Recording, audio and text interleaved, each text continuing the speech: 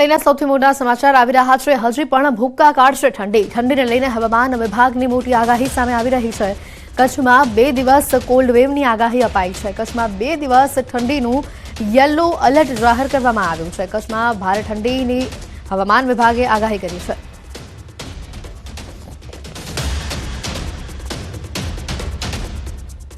હવે મોસમ મિજાજ તમારો મૂડ બગાડી દેશે। જી હા, કારણ કે આ વાત અમે નહીં પરંતુ હવામાન નિષ્ણાત અંબાલાલ પટેલ કહી રહ્યા છે। ન્યૂઝ 18 સાથેની ખાસ વાતચીતમાં અંબાલાલે અડધા ડિસેમ્બર મહિના એટલે કે જાન્યુઆરી મહિના અંગે જે આગાહી કરી છે તે ધ્રુજાવી દે તેવી છે।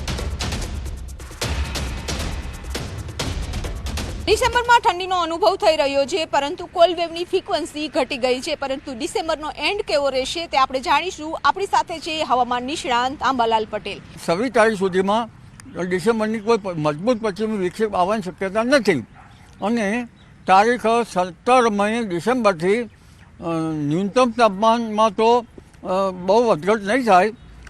ઉત્તર ભારતના ભાગો, સાબરકાંઠાના ભાગો અને પંચમહાલના ભાગોમાં ન્યૂનતમ તાપમાન ક્યારેક 9 ડિગ્રી સેલ્સિયસ, ક્યારેક 10 ડિગ્રી સેલ્સિયસ અને એથી નીચું રહી શકવાની શક્યતા રહેશે। પરંતુ મહત્તમ તાપમાન લગભગ ગુજરાતના મહદ ભાગોમાં અને ભારતના કેટલાક ભાગમાં વધવાની શક્યતા રહેશે। જેમાં ન્યૂનતમ તાપમાન અંગે જોઈએ તો લગભગ મધ્યપ્રદેશના ભાગોમાં જે ઓછું તાપમાન છે એ લગભગ 14-15 ડિગ્રી કે તેથી ઓછું રહેવાની શક્યતા રહેશે। ઉત્તર ગુજરાતના ભાગોમાં તો ઘણું ઓછું રહેવાની શક્યતા રહેશે। સુરત વગેરે ભાગોમાં ન્યૂનતમ તાપમાન 15 ડિગ્રીની આસપાસ રહેવાની શક્યતા રહેશે। વલસાડના ભાગોમાં પણ લગભગ 17-18ની આસપાસ રહેવાની શક્યતા રહેશે। પશ્ચિમ સૌરાષ્ટ્રના ભાગોમાં પણ ન્યૂનતમ તાપમાન 18થી 20 ડિગ્રી સેલ્સિયસ રહેવાની શક્યતા રહેશે। કચ્છમાં ન્યૂનતમ તાપમાન 10 ડિગ્રી સેલ્સિયસથી ઓછું રહેવાની શક્યતા રહેશે। કચ્છમાં ભારે પવનો ફૂંકાશે અને ગુજરાતમાં પણ કોઈ ભાગમાં થોડાક પવનોની ગતિ રહેશે। તાપમાન વધવાનું કારણ શું હશે? તાપમાન વધવાનું કારણ દેશના ઉત્તરીય પર્વતીય પ્રદેશોમાં ભારે હિમવર્ષા થતી નથી અને મજબૂત પશ્ચિમી વિક્ષોભ હમણાં લગભગ આવતા નથી અને લગભગ હમણાં આવશે પણ તે ઉત્તરીય પર્વતીયના ટોચના ભાગમાં રહેશે।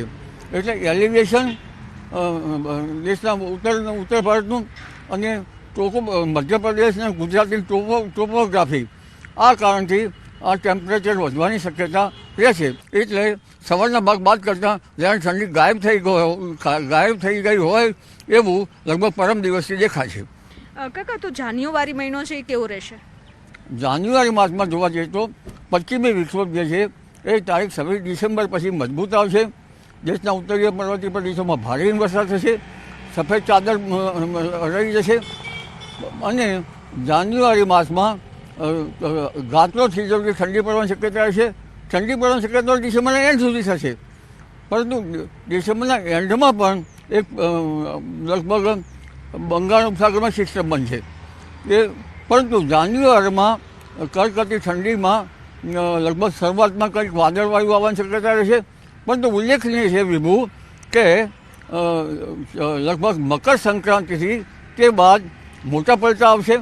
કેટલાક ભાગમાં પવનના તોફાનો, નૈસર્ગિક ઉત્પાતો, કરા સાથે વરસાદ આ બધું લગભગ દેશ સહિત ગુજરાતના કેટલાક ભાગોમાં મકર સંક્રાંતિ બાદથી 1 જાન્યુઆરીના અંત સુધીમાં દેખાશે। હમણાં મજબૂત પશ્ચિમ વિક્ષોભ આવતા નથી, આમ છતાં 26 ડિસેમ્બર પછી કોઈ મધ્યમ કક્ષાનો મજબૂત પશ્ચિમ વિક્ષોભ આવશે અને જેના કારણે ગાત્રો થીજવતી ઠંડી લગભગ જાન્યુઆરી માસમાં પડવાની શક્યતા રહેશે।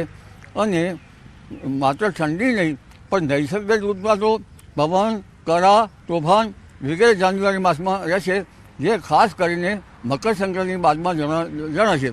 હમણાં પણ તારીખ 16થી 24માં લગભગ બંગાળ ઉપસાગરમાં જે 18-19-20માં જે લો પ્રેશર બને છે અને અરબી સમુદ્રનું લો પ્રેશર તો સોમાલિયા તરફ જતું રહે છે, તેના કંઈક ત્યાંની ભેજના કારણે લગભગ છેક પૂર્વ ગુજરાતના ભાગોમાં અને દક્ષિણ મહારાષ્ટ્રના સરહદના દક્ષિણ ગુજરાતના ભાગોમાં કંઈક છાંટાછૂટી થઈ શકવાની શક્યતા રહેશે। અને તારીખ 26 પછી જે મજબૂત પશ્ચિમી જે સિસ્ટમ બંગાળ ઉપસાગરમાં લો પ્રેશરની બને છે તે સિસ્ટમ દક્ષિણ પૂર્વીય તટો પર વધારે ભારે વરસાદ લાવશે અને જેના ભેજના કારણે અને અરબ સાગરના ભેજના કારણે તારીખ 26 બાદ પણ ગુજરાતના કેટલાક ભાગમાં હળવા સાંટાછૂટી થવાની શક્યતા રહેશે કે જાન્યુઆરીની 3-4 તારીખ સુધીમાં. પરંતુ જે મકર સંક્રાંતિ પછી મોટા ફેરફારો આવશે કે છેક ફેબ્રુઆરી સુધી ચાલુ રહેવાની શક્યતા રહેશે. જી વિભુ.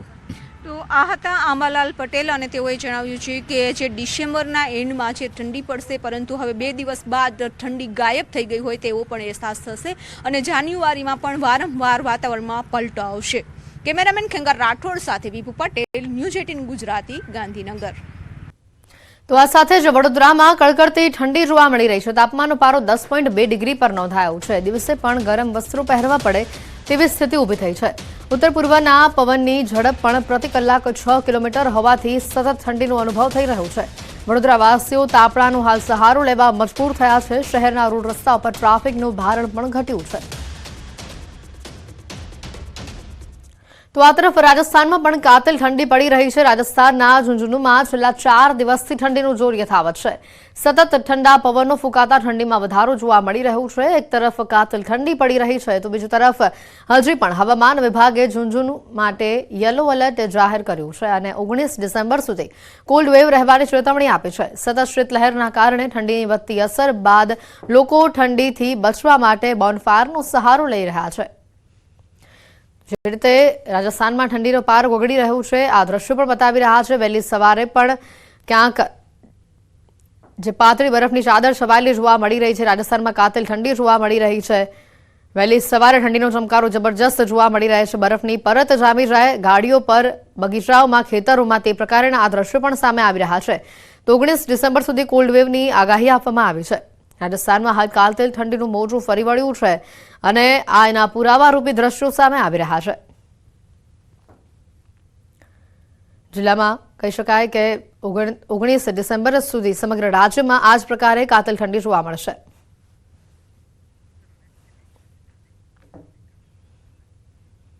કચ્છથી પણ ઠંડીને લઈને સમાચાર આવી રહ્યા છે. 2 દિવસ કોલ્ડ વેવની આગાહી આપવામાં આવી છે. કચ્છમાં 2 દિવસ ઠંડીનું યલો એલર્ટ જાહેર કરાયું છે.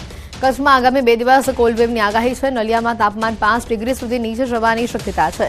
કચ્છના લોકો માટે ભારે ઠંડીની ચેતવણી અપાઈ છે. આગામી 2 દિવસોમાં કોલ્ડ વેવની અસર વધશે અને નલિયામાં તાપમાન 5 ડિગ્રી સુધી ઘટવાની સંભાવના છે. હવામાન ખાતાના અનુસંધાન અનુસાર વિહાવટ પવન અને શિયાળાથી હાડકા ચમકાવતી આ ઠંડી જોવા મળશે. કચ્છમાં વધુ તીવ્ર આ ઠંડી જોવા મળશે. ખાસ કરીને વૃદ્ધો અને બાળકોને આરોગ્ય અંગે સાવધાની રાખવાની સલાહ અપાઈ છે. ગરમ કપડાનો ઉપયોગ કરવો અને બિનજરૂરી બહાર ન જવું તે પણ સૌથી વધુ આવશ્યક બની રહેશે. તો કચ્છમાં જે પ્રકારે ઠંડીનો માહોલ જોવા મળી રહ્યો છે હાલ કચ્છવાસીઓ પણ આ ઠંડીમાં ધ્રુજી ઉઠ્યા છે. તેમાં મારી સાથે સંવાદદાતા કચ્છથી મેહુલ પણ અહીંયા જોડાઈ ચૂક્યા છે. મેહુલ, જે પ્રકારે કચ્છમાં અત્યારે ઠંડીનું મોજું ફરી વળ્યું છે, અત્યારે તાપમાનનો પારો શું છે અને કેવી ઠંડી અનુભવાઈ રહી છે?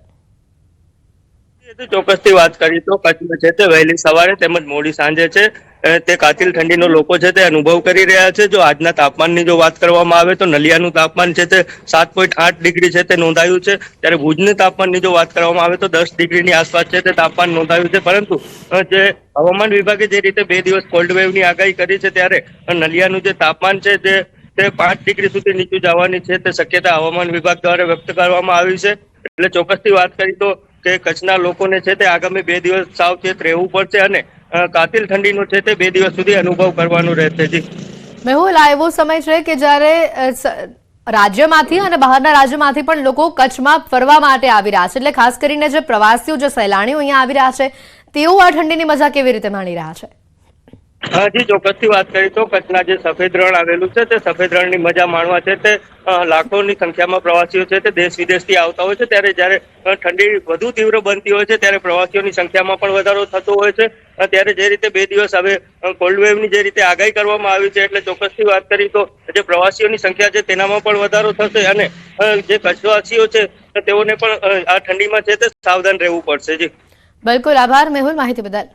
તો કચ્છમાં અત્યારે કોલ્ડ વેવની આગાહી આપવામાં આવી છે. હજી 2 દિવસ કચ્છમાં ભારે ઠંડી જોવા મળશે. અહીંયા આવતા સહેલાણીઓ, પ્રવાસીઓમાં ઠંડીની મજા માણતા તેઓ જોવા મળી રહ્યા છે. ઠંડીથી તેઓને ફરવાની વધુ મજા આવી રહી હોય તેવી પણ વાત અમારા સંવાદદાતાએ જ્યારે પ્રવાસીઓ સાથે કરી ત્યારે જાણવા મળી.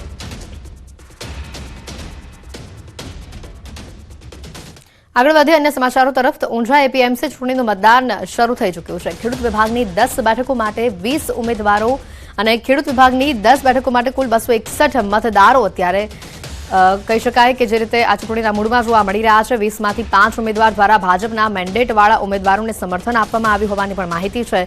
વેપારી વિભાગની 4 બેઠકો માટે 16 ઉમેદવારો, વેપારી વિભાગની 4 બેઠકો માટે 805 મતદારો છે. વેપારી વિભાગ અને ખેડૂત વિભાગમાં મતદાનમાં ધસારો પણ જોવા મળ્યો હોય તે પ્રકારના દ્રશ્યો સામે આવ્યા છે. પૂર્વ મંત્રી, ધારાસભ્યો અને પૂર્વ એપીએમસી ચેરમેન નારાયણ પટેલ મતદાન કરવા માટે પહોંચ્યા છે અને આ દ્રશ્યો પણ સામે આવ્યા હતા. આ મતદાનને લઈને લોકોમાં ઉત્સાહ પણ જોવા મળ્યો હતો.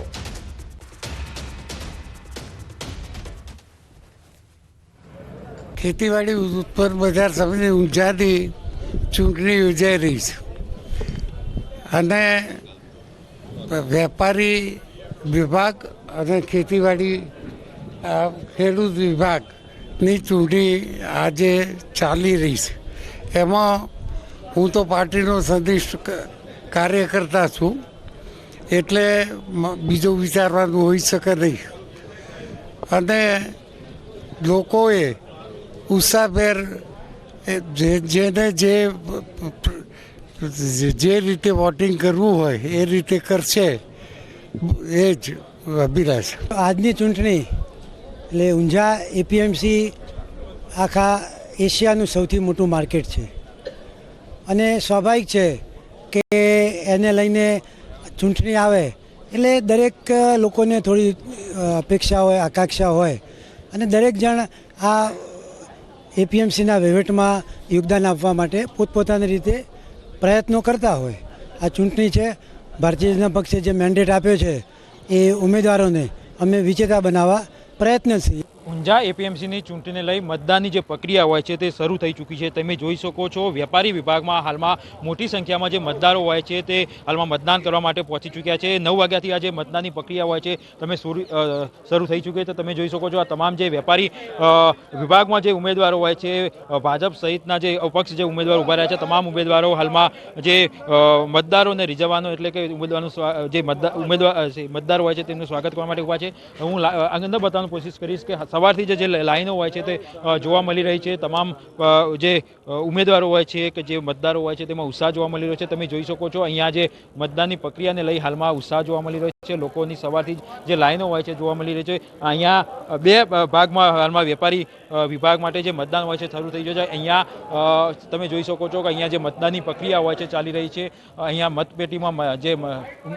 મતદારો હોય છે તે પોતાનો મતનો ઉપયોગ કરી રહ્યા છે. તમે જોઈ શકો છો કે અહીંયા એક જે મતદાર હોય છે તે પોતાના મત અધિકારનો જે ઉપયોગ હોય છે કરી રહ્યા છે. ખાસ કરીને વાત કરીએ તો ઊંઝા એપીએમસીની ચૂંટણીમાં ટોટલ 14 જે બેઠકો હોય છે તેને લઈ આ ચૂંટણી યોજાઈ રહી છે. 4 વેપારી બેઠક અને 10 ખેડૂત બેઠક માટે આ જે ચૂંટણી હોય છે તે યોજાઈ રહી છે. ખાસ કરી પૂર્વ જે એપીએમસીના ચેરમેન છે દિનેશ પટેલ અને હાલના ધારાસભ્ય કિરીટ પટેલના જૂથ વચ્ચે આજે ચૂંટણી જંગ યોજાઈ રહી છે. આવતીકાલે આ જે ચૂંટણી હોય છે તેનું પરિણામ આવશે, ત્યારબાદ ચેરમેન અને વાઇસ ચેરમેનની પણ નિમણૂક થશે. તમે હાલ જોઈ શકો છો કે ઊંઝાના પૂર્વ જે ધારાસભ્ય છે, પૂર્વ મંત્રી હોય છે નારાયણ પટેલ પણ જે હાલમાં જે મતદાન કરવા માટે પહોંચી ચૂક્યા છે. તમે જોઈ શકો છો કે હાલમાં આજે પૂર્વ ધારાસભ્ય અને પૂર્વ મંત્રી હોય છે નારાયણ પટેલ પણ પહોંચી શક્યા છે. એટલે કે હાલમાં જે ઉત્સાહ હોય છે લોકોમાં જોવા મળી રહ્યો છે. લોકો પણ હાલમાં જીતના જે દાવા હોય છે તે કરી રહ્યા છે. કેતન પટેલ, ન્યૂઝ 18 ગુજરાતી, મહેસાણા.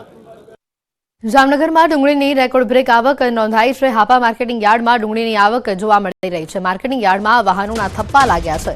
225 વાહનોમાં 15,000 જેટલી ગુણીઓમાં ડુંગળી ભરી ખેડૂતો યાર્ડ પર પહોંચી રહ્યા છે. હાપા માર્કેટિંગ યાર્ડમાં આજથી ડુંગળીની આવક બંધ કરાઈ. નવી જાહેરાત ન થાય ત્યાં સુધી બંધ રાખવામાં આવે છે. જામનગરના હાપા માર્કેટિંગ યાર્ડમાં ડુંગળીની આવક હાલ બંધ કરાઈ હોવાની માહિતી છે. વધુ માહિતી મેળવીશું. સંવાદદાતા કિંજલ જોડાઈ ચૂક્યા છે ફોન લાઈન ઉપર. કિંજલ, જે રીતે ડુંગળીની મબલક પ્રમાણમાં આવક જોવા મળી છે અને હાલ આ આવક ઉપર રોક લગાવવામાં આવી છે, બંધ કરવામાં આવી છે, જ્યાં સુધી નવી જાહેરાત ન થાય ત્યાં સુધી, વધુ અપડેટ શું? બિલકુલ હેતવી, જે પ્રકારે વાત કરવામાં આવે જામનગરના હાપા માર્કેટિંગ યાર્ડમાં જળસીઓની આવક છે તે વધી રહી છે. જે પ્રકારે અગાઉ મગફળીની આવક છે તે બમ્પર થઈ હતી, ત્યારબાદ ફરી એકવાર ડુંગળીની રેકડ આવક છે તે નોંધવામાં આવી છે. આજે વહેલી સવારની વાત કરવામાં આવે તો 250 જેટલા વાહનોમાં 15,000 જેટલી ગુણીઓ જે ડુંગળીની છે તે ભરી અને ખેડૂતો પહોંચ્યા છે. વહેલી સવારે જે હાપા માર્કેટિંગ યાર્ડ છે ત્યાં બહાર રસ્તા ઉપર લાંબી ડુંગળી ભરેલા વાહનોની કતારો છે તે જોવા મળી હતી. બીજી તરફ જે હાપા માર્કેટિંગ યાર્ડ છે એ પણ ડુંગળીથી છલકાયું છે. ત્યારે યાર્ડના સેક્રેટરી હિતેશ પટેલ દ્વારા આજે સવારે 9:30 વાગ્યાથી આ ડુંગળીની આવક છે તે બંધ કરવામાં આવી છે અને વધુ નવી જાહેરાત ન થાય ત્યાં સુધી હાલ ખેડૂતોને ડુંગળી લઈ ન આવવા ઉપર જે છે તે અનુરોધ કરવામાં આવ્યો છે. જે પ્રકારે વાત કરવામાં આવે મગફળી બાદ ડુંગળીની મબલક આવક થતા જામનગરનું હાપા માર્કેટિંગ યાર્ડ છે તેમાં ખેડૂતો સૌથી વધુ આવતા હોય તેવું લાગી રહ્યું છે. હાલ ડુંગળીને લઈને જે યાર્ડ છે તે છલોછલ થયું છે. બિલકુલ, આભાર કેન્દ્રલ માહિતી બદલ.